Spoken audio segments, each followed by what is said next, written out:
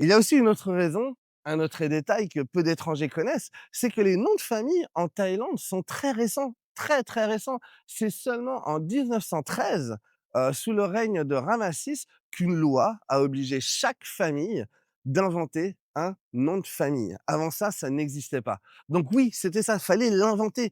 Avant ça, l'État, il vivait sans nom de famille.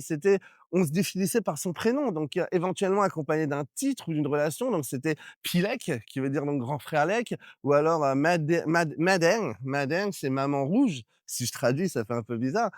Kun Noi, mademoiselle petite. Mais c'était toujours comme ça. On prenait le surnom et puis on rajoutait quelque chose.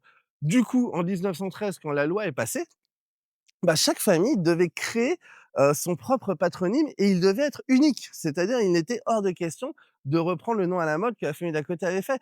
Donc à partir de là, comme il fallait pas de doublons du tout, bah, ça a donné des noms longs, parfois totalement inventés, à rallonge et qu'on voit encore aujourd'hui dans les papiers. C'est pour ça que les noms de famille thaïlandais ressemblent parfois à des franchement, ça ressemble parfois à des formules magiques. Tu savais qu'en Thaïlande, personne n'utilise son vrai prénom. Derrière chaque surnom, il y a une histoire de magie, de respect, d'identité. La vidéo complète est sur YouTube.